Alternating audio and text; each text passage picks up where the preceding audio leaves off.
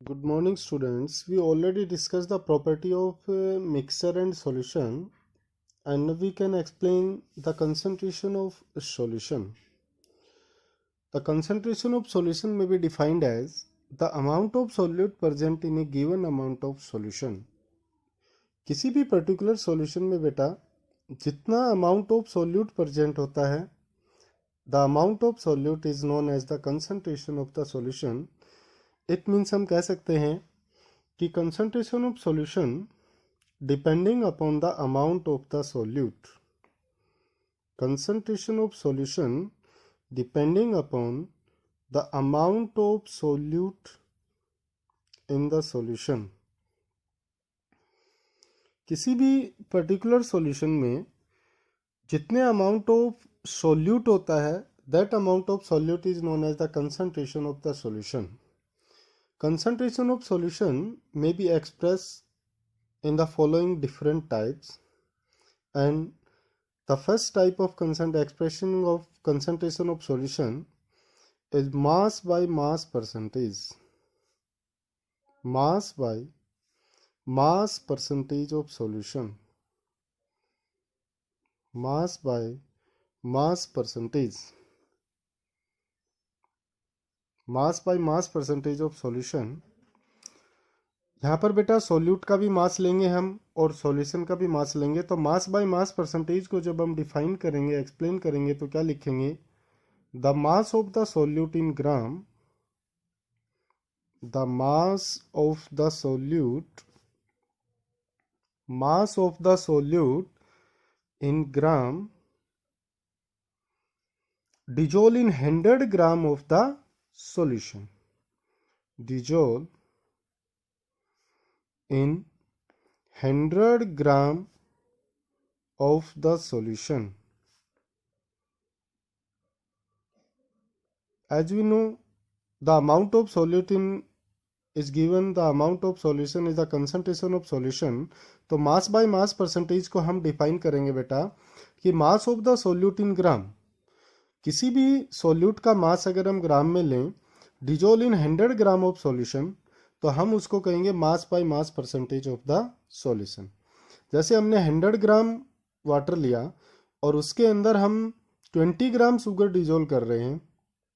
20 gram sugar, the concentration of mass by mass percentage of this solution is 20%.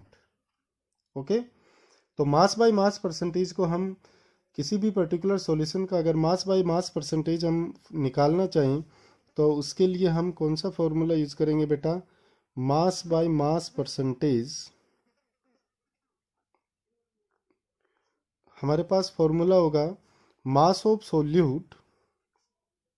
Mass of solute बेटा divide by mass of solution. Mass of solution, ये ध्यान रखना है आपने बेटा, multiply 100, क्योंकि percentage है तो मल्टीप्लाई 100. ये बात आपको क्लियर हो कि मास of solute divide by mass of solution, क्योंकि हम पहले कंसंट्रेशन में ही कह चुके हैं कि सोल्यूट का जो अमाउंट सॉल्यूशन में होता है वो कंसंट्रेशन ऑफ सॉल्यूशन कहलाती है. तो यहाँ पर मास बाय मास परसेंटेज में भी हम क्या लेंगे? मास of solute divide by mass of solution multiply 100.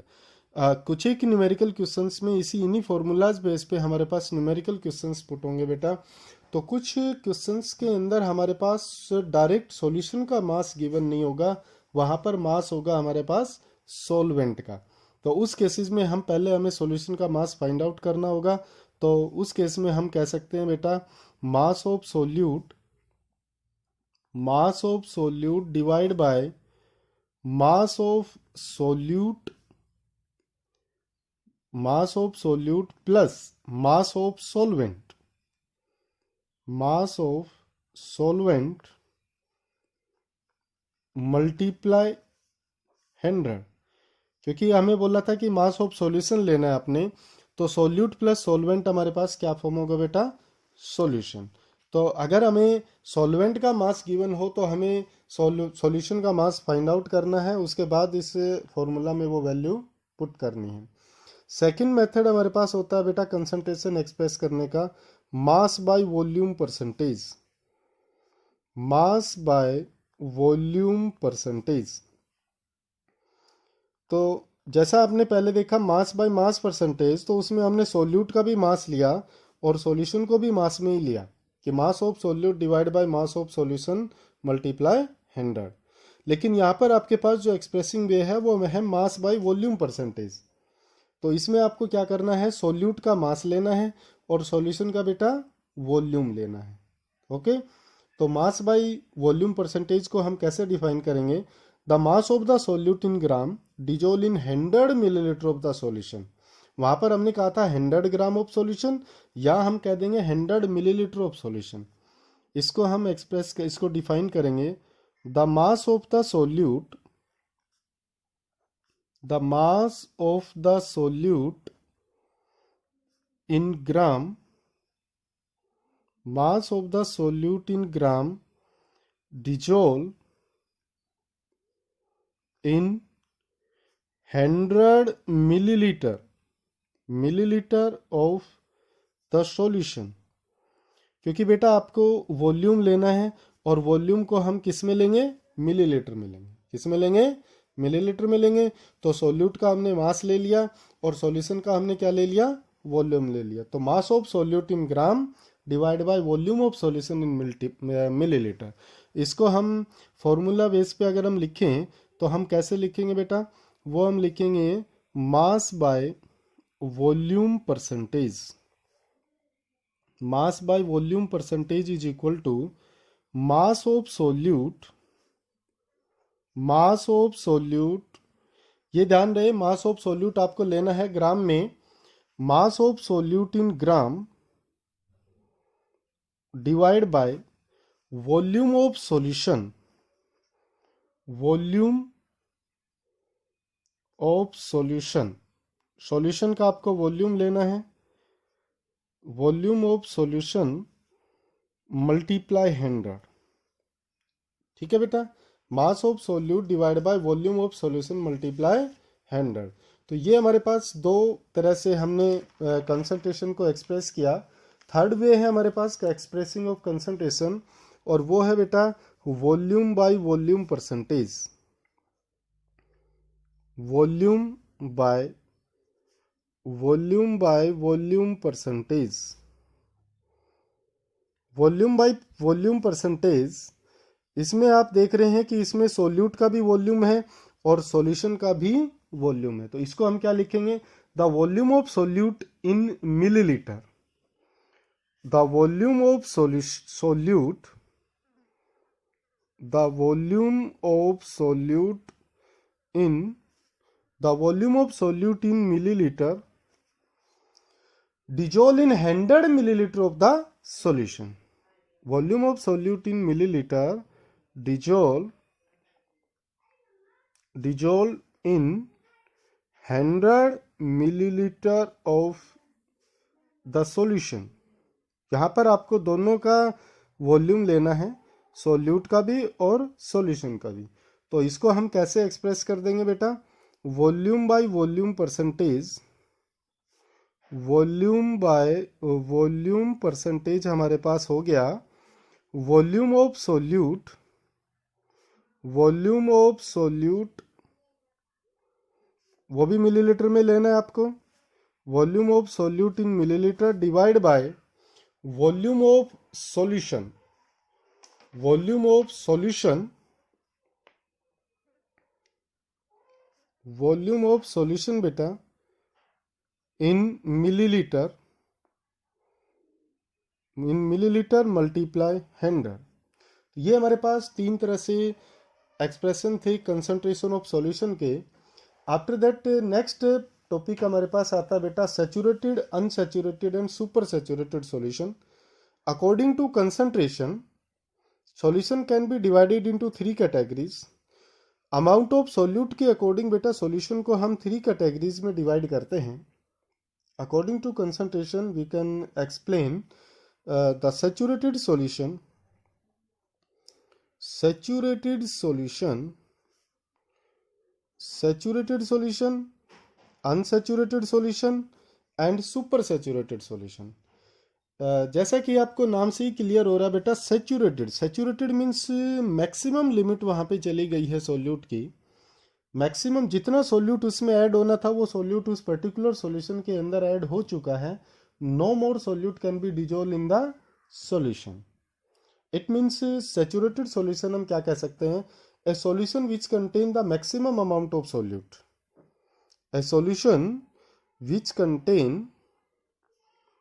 a solution which contains the maximum amount of solute. Maximum amount of solute, वो सॉल्यूशन जिसमें maximum amount of solute dissolve हो चुका है. या फिर हम कह सकते हैं saturated solutions are those solution in which no more solute can be dissolved. No more solute can be dissolved. No more solute can be dissolved at given temperature. At given temperature. Simple सी बात है बेटा, अपने पास 100 millilitre water है और उसके अंदर हमने 10 ग्राम शुगर मिक्स की, तो complete sugar will be dissolve. After that, next 10 gram sugar will be dissolve.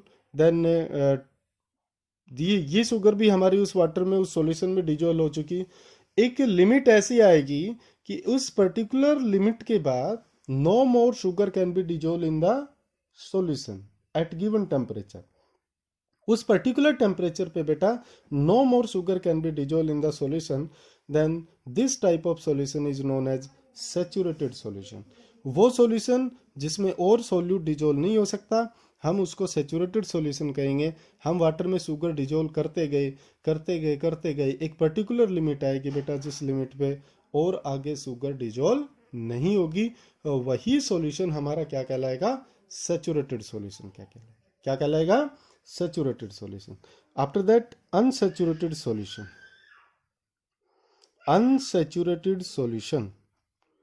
तो सैचुरेटेड सॉल्यूशन क्या हुआ? Saturated solution the solution which contains no more solute can be dissolve. Unsaturated solution, solution that can dissolve more solute in it at the given temperature. Solution that can dissolve more solute, that can dissolve more solute in it,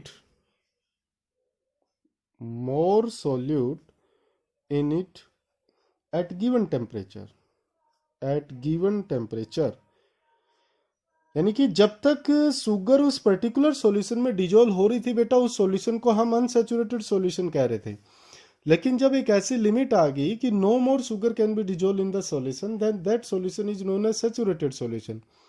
तो it means हम क्या कहेंगे कि unsaturated solution can be converted into saturated by adding more amount of solute.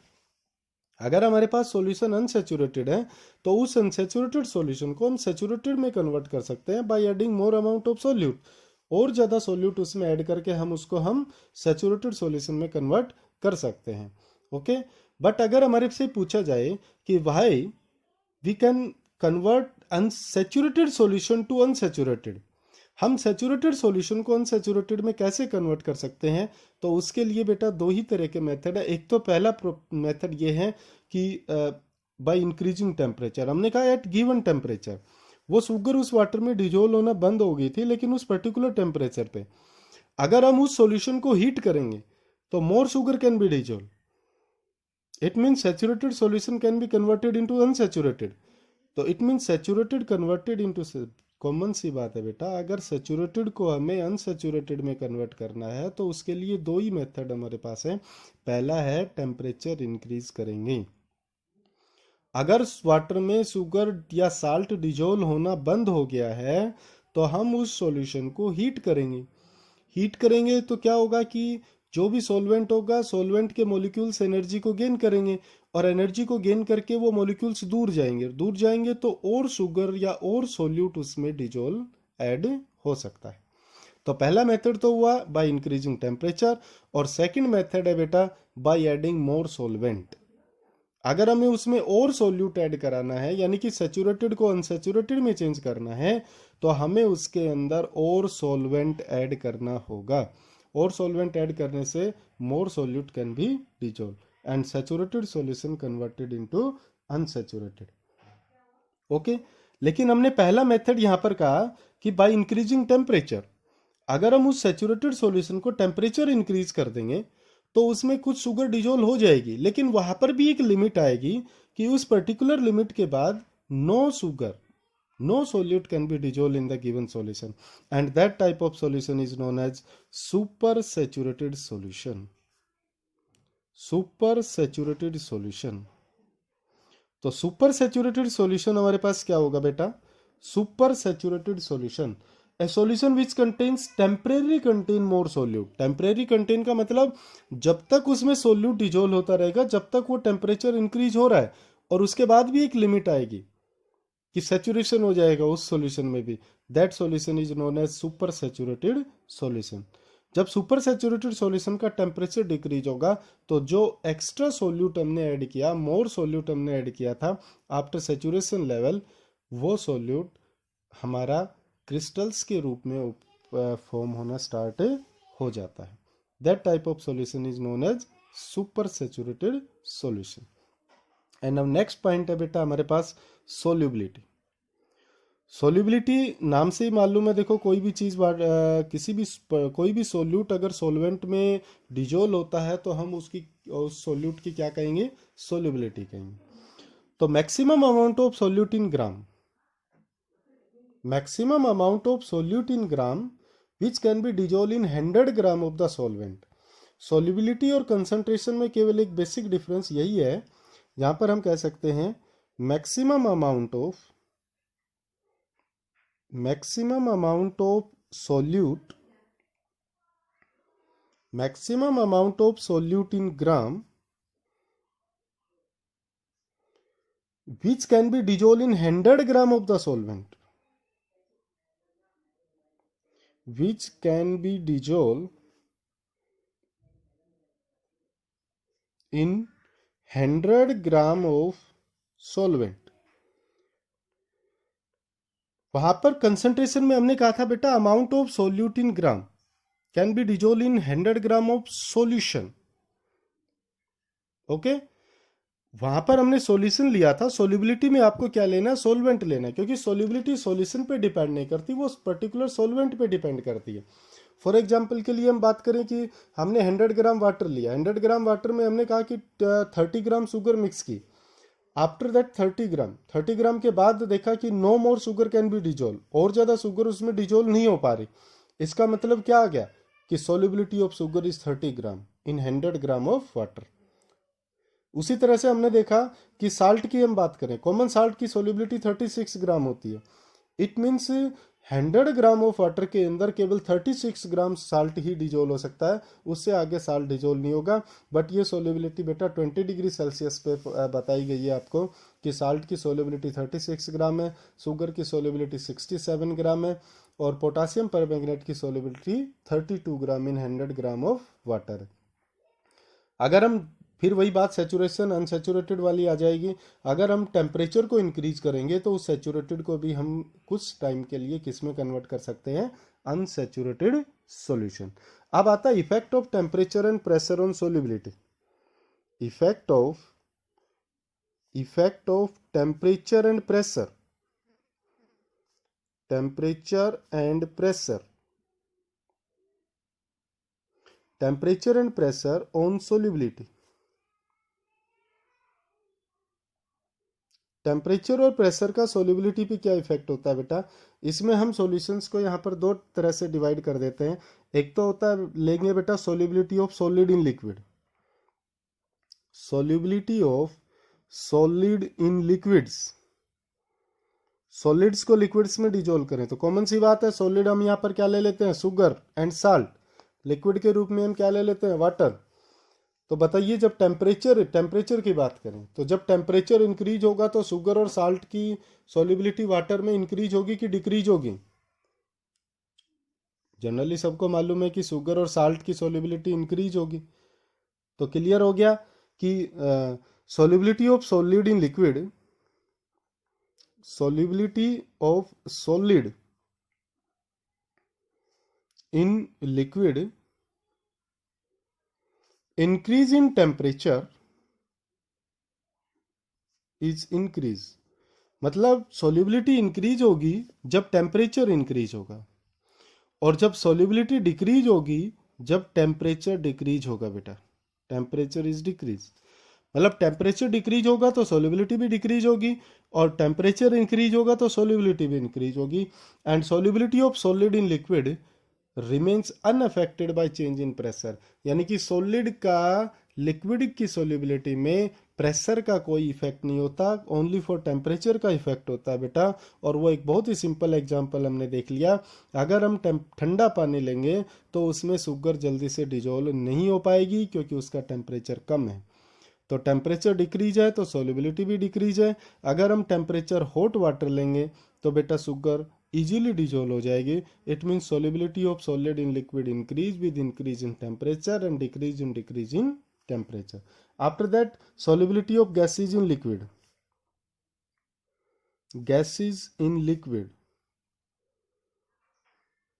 solubility of gases in liquid, the solubility of gases in liquids increase on decreasing the temperature। Common सी बात है बेटा, हमें gas dissolve करनी है water में, तो हम उस वाटर का टेम्परेचर क्या करेंगे कि solubility of gases in liquid increase on decreasing the temperature और decrease in increasing the temperature। increase on decreasing the, तो solubility of gases in liquid increase on decreasing the temperature, temperature decrease करेंगे तो liquids की solubility increase होगी, और अगर हम temperature को डिक्रीज करेंगे तो उस केस में सॉल्युबिलिटी जो है वो डिक्रीज होगी।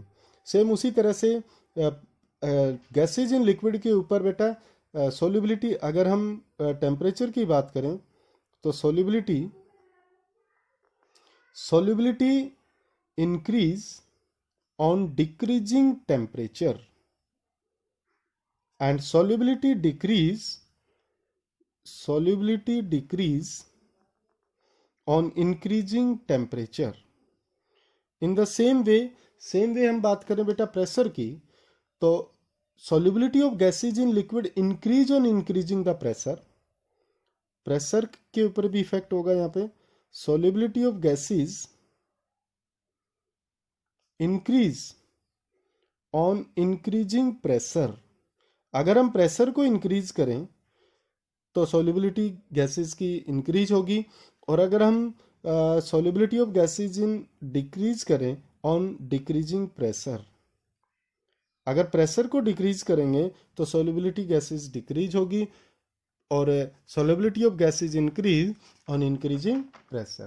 तो ये था बेटा हमारे पास कंसंट्रेशन। उसके बाद कुछ एक न्यूमेरिकल प्रॉब्लम्स हम देख लेते हैं। न्यूमेरिकल प्रॉब्लम्स बेसिकली सेम उन्हीं तीनों फॉर्मूलाज पे रहेंगी, मास by mass percentage, volume by volume percentage and mass by volume percentage. जैसे एक क्वेश्चन हमारे पास है, solution contains 5 millilitre of alcohol, 5 millilitre of alcohol in 70 millilitre of water. Solution contains 5 milliliter of alcohol in 70 milliliter of water। तो calculate the volume by volume percentage. Volume by volume percentage आपको calculate करना है। Common सी बात है बेटा, given क्या है 5 मिलीलीटर ऑफ एल्कोहल, इसका मतलब एल्कोहल क्या है, सोल्यूट है। तो वॉल्यूम ऑफ सोल्यूट कितना दे रखा है, वॉल्यूम ऑफ सोल्यूट हमारे पास गिवन हुआ बेटा 5 मिलीलीटर, और 70 मिलीलीटर क्या दिया उसने, वाटर दिया है, सॉल्यूशन नहीं दिया है, वाटर दिया है।